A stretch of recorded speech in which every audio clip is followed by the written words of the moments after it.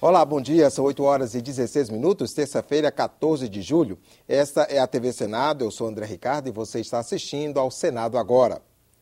A Comissão de Assuntos Econômicos vai se reunir hoje para ouvir o advogado-geral da União, Luiz Inácio Adams, e o ministro do Planejamento, Nelson Barbosa, sobre as chamadas pedaladas fiscais. Para o senador Humberto Costa, a expectativa do governo sobre a matéria é positiva. As razões do governo são altamente convincentes, seja porque, de um lado, várias dessas ações contábeis já foram aplicadas no passado e aprovadas pelo Tribunal de Contas, seja porque os questionamentos a algumas ações que o governo tomou, o próprio tribunal reconhece que elas podem ser tomadas na medida em que quem deveria regulamentá-las, no caso o Senado, não regulamentou. Então, por que é que agora vai se ter um peso diferente do que se teve no passado para a aprovação das contas do presidente Lula, do presidente Fernando Henrique Cardoso e até de presidentes anteriores? Confira agora a agenda das comissões do Senado para amanhã desta terça-feira. Na primeira parte da reunião, a Comissão de Ciência e Tecnologia vota requerimentos. Depois, realiza audiência pública para identificar os principais obstáculos ao desenvolvimento de tecnologias de informação no Brasil. Audiência pública também na Comissão de Direitos Humanos. Senadores e convidados debatem o tema saúde e terceirização. A CPI que investiga irregularidades no Conselho Administrativo de Recursos Fiscais, o CARF, se reúne a partir das 9 horas para examinar requerimentos que pedem convocação de novos depoentes. A Comissão de Meio Ambiente, Defesa do Consumidor, Fiscalização e Controle faz reunião deliberativa daqui a pouco, a partir das 9h30 da manhã, com 15 itens na pauta. Um dos projetos institui a Política de Desenvolvimento Sustentável do Cerrado, que define princípios para a proteção e o uso dos recursos ambientais desse bioma, como o respeito à função socioambiental e o direito de propriedade. E estabelece ainda que o bioma cerrado será delimitado por órgão federal competente. Outro projeto altera a Política Nacional de Educação Ambiental, incluindo a necessidade de conscientização da sociedade sobre temas como guarda responsável de animais e consumo sustentável. E a Comissão de Relações Exteriores se reúne às 2h30 da tarde para sabatinar 2 diplomatas. Miguel Júnior de Magalhães, indicado para ser o embaixador do Brasil no Iraque, e Roberto Jaguaribe de Matos, para a embaixada na China e, acumuladamente, na Mongólia. O plenário do Senado vota nesta semana diversos projetos da reforma política. A Comissão Especial aprovou, nesta segunda-feira, mais 5 propostas com mudanças na legislação eleitoral. Veja na reportagem de Dante Ascioli. Os senadores aprovaram a federação de partidos. Se quiserem, as legendas podem se unir para disputar eleições proporcionais. A diferença para as atuais coligações é que as federações ficam obrigadas a manter o vínculo durante pelo menos 4 anos. É uma válvula de escape ou um período de transição, isso ocorre em outros países do mundo, exatamente para somar partidos pequenos, mas que tenham identidade ideológica, que tenham identidade programática e possam virar, em tese, uma união, uma unidade, e essa unidade funcionar como um partido político. Então, se a gente estiver dando um jeito, nós estamos dando um jeito de diminuir o número de representatividade de partidos na Câmara, no Congresso, exatamente para fortalecer o trabalho legislativo. Outra mudança é nas pesquisas. Em ano de eleição, os órgãos de imprensa ficam proibidos de contratar institutos que prestem serviços a candidatos, partidos políticos e órgãos públicos dos poderes executivo e legislativo. Isso é importante para separar bem as coisas. Pesquisa é importante, mas não dá para um instituto de pesquisa estar sendo contratado por um governo, seja federal, estadual ou municipal, e ao mesmo tempo ser contratada por um veículo de comunicação, seja ele qual for, fruto de uma concessão pública, e divulgando pesquisa num período eleitoral. Vai ficar mais difícil afastar prefeitos, vice-prefeitos e vereadores que tiverem os diplomas cassados pela Justiça Eleitoral. Hoje, eles são obrigados a deixar o cargo com a decisão de apenas um juiz. Pela proposta, se houver recurso, a sentença precisa ser confirmada pelo tribunal. Outro projeto prevê a mesma regra para o caso de prefeitos condenados por improbidade administrativa. Os senadores aprovaram ainda uma quarentena de 2 anos para juízes e membros do Ministério Público que queiram disputar eleições. Hoje, a comissão deve votar projetos sobre o financiamento de campanha. O senador Romero Jucá apresentou uma emenda à LDO para reduzir o superávit primário deste ano, o dinheiro que sobra no caixa do governo para pagar os juros da dívida pública.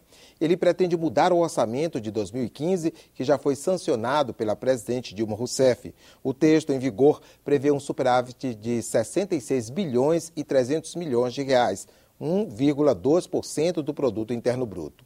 A proposta reduz esse valor para 22 bilhões e 100 milhões de reais, ou 0,4% do PIB. O líder do PT, senador Humberto Costa, criticou a mudança, mas para Romero Jucá, a crise obriga o governo a rever o superávit. Nós estamos numa fase de diminuição de empregos, nós estamos numa fase de diminuição de atividade econômica, então o governo tem feito um esforço grande, mas o governo não está conseguindo sinalizar que vai fazer esse superávit. O governo não consegue fazer 1,2, o governo está paralisando a máquina, está deixando de atender a população na área de saúde, na área de educação, e isso não é possível. É desnecessário e eu diria até que é intempestivo e eu diria até que é inconveniente, porque a luta do governo é para conseguir cumprir o superávit primário. Para isso, tomou uma série de medidas que estão começando a produzir os efeitos a partir de agora. E eu acho que deveria, acima de tudo, partir do governo, porque é de onde deve ser a avaliação mais adequada da capacidade ou não de cumprir essa meta. Já o projeto que estabelece a LDO para o ano que vem deve ser votado nesta semana. A previsão é da presidente da Comissão Mista de Orçamento, senadora Rose de Freitas. O relatório reúne as emendas aprovadas pelas comissões permanentes da Câmara e do Senado. A Comissão de Meio Ambiente pediu prioridade à proteção das bacias hidrográficas, com ações de reflorestamento das margens dos rios e conservação do solo. Na Comissão de Assuntos Econômicos, as emendas garantiram apoio às micro e pequenas empresas, ao desenvolvimento industrial e aos arranjos produtivos locais. Já a Comissão de Ciência e Tecnologia deu preferência às ações de apoio à extensão tecnológica para a inclusão social e o desenvolvimento sustentável. Mais recursos para expandir as instituições federais de educação tecnológica e modernizar a infraestrutura voltada para o esporte e o lazer. Essas foram as prioridades da Comissão de Educação. A fiscalização e demarcação de terras indígenas e o reaparelhamento das instituições de segurança pública foram os destaques da Comissão de Constituição e Justiça. A Comissão de Agricultura votou por mais recursos para incentivar o conhecimento científico aplicado à agropecuária sustentável e ampliar a rede nacional de monitoramento meteorológico. Já a Comissão de Assuntos Sociais focou na saúde, com reforço de iniciativas ao Serviço de Proteção Social Básico e a estruturação da rede de serviços de atenção básica de saúde. Os senadores da Comissão de Desenvolvimento Regional pediram mais investimentos para desenvolver o turismo nos municípios e melhorar o atendimento prestado ao turista. A preocupação da Comissão de Infraestrutura foi com a manutenção de rodovias na região norte e a prospecção do potencial mineral em áreas de fronteira. Políticas de proteção para jovens, quilombolas e mulheres ganharam espaço na Comissão de Direitos Humanos. E a Comissão de Relações Exteriores priorizou o monitoramento de fronteiras e a manutenção de serviços consulares. O relatório da LDO, com as emendas das comissões, deve estar pronto para ser votado pelo Congresso na próxima terça-feira. Vamos tentar votar, né? Mas nós precisamos primeiro olhar a questão dos vetos, porque você tem que liberar os vetos para depois votar a LDO. O texto final vai servir de base para a elaboração do orçamento de 2016, peça considerada estratégica neste momento de crise econômica pela senadora Rose de Freitas. Por isso, ela defende que não haja nenhum tipo de maquiagem de números, como superávit primário ou produto interno bruto. Darmos a sinalização verdadeira da economia verdadeira, para que as pessoas possam verdadeiramente se instrumentalizar para enfrentar os problemas que o Brasil está tendo e que, evidentemente, tem repercussão no setor empresarial, nos trabalhadores, na sociedade, na dona de casa, em todos. De acordo com a Constituição, o recesso do Legislativo, que vai de 18 a 31 deste mês, só pode começar após a aprovação da LDO. A Presidência da República editou na semana passada outra medida provisória com o objetivo de minimizar a crise econômica. A MP flexibiliza a atual legislação do trabalho para criar o Programa de Proteção ao Emprego.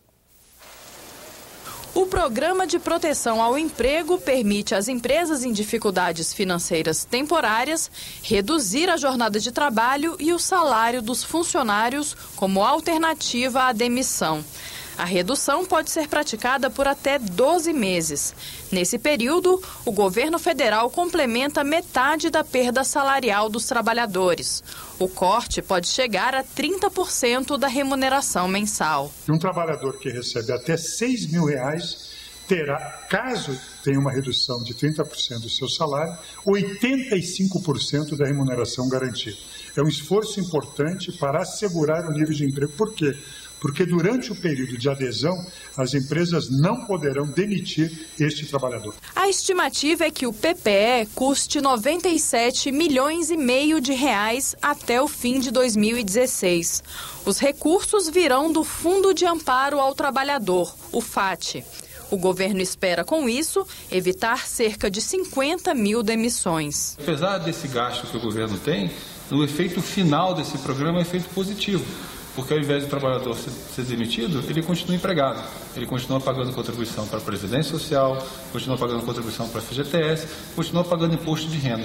Quando nós consideramos todos esses fatores como um todo, esse programa reduz o gasto do governo. Desde a década de 1990, o empresariado tenta flexibilizar a legislação trabalhista para permitir a redução da jornada de trabalho com corte proporcional nos salários. Mas a oposição dos sindicatos sempre impediu a adoção dessa medida. Agora, o governo decidiu liberar a negociação entre patrões e empregados.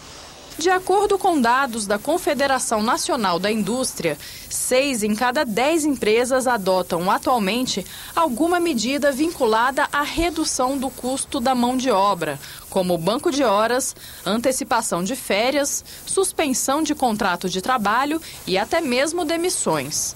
Para a CNI, a atitude do governo tem grandes chances de melhorar esse quadro. A gente acredita que o PPE, ele é um colchão, ele minimiza o impacto no que se refere ao emprego. Mas para a retomada do investimento, o ajuste fiscal tem que acontecer. Temos que ter realmente uma revisão da carga tributária. Na opinião da senadora governista Gleisi Hoffmann, a MP é uma proposta que substitui, de certa forma, a redução da desoneração da folha de pagamento das empresas. As indústrias tiveram a desoneração, mas não conseguiram segurar. Estão fazendo desemprego. Então, o que o governo disse? Ora, nós não vamos voltar à oneração da folha, vamos aumentar um pouquinho o percentual do tributo sobre o faturamento. Mas nós também não queremos permitir que haja desemprego no volume que está se prevendo. Então nós vamos fazer uma política de proteção ao emprego e ajudar as empresas mais diretamente na questão do emprego e não através de desoneração tributária. Senadores de oposição criticam a MP. Eles querem direcionar para principalmente as montadoras em São Paulo. Ora, a situação do desemprego é em todo o território nacional. A situação no meu estado de Goiás é diferente do ABC paulista. Lá está desempregando também, quase que na mesma proporção. Então, essa tese ela não pode ser seletiva. Os líderes do governo no Senado e do Partido dos Trabalhadores rebatem. Ele é facultativo, isso depende de um acordo dos sindicatos com as empresas. Então ele dá plenas condições para que sindicatos, trabalhadores, as empresas tomem essas decisões. Agora, sob o ponto de vista de mérito, ele é inquestionável e ele não é só voltado para o ABC. Ele é voltado para vários setores da economia brasileira. Para o trabalhador é bom porque ele continua atendido pelo seu emprego, pelo seu trabalho.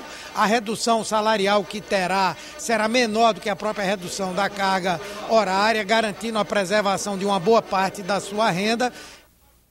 Ficamos por aqui. No decorrer do dia você acompanha outras informações nos boletins do Senado Agora. Enquanto isso, continue assistindo a nossa programação.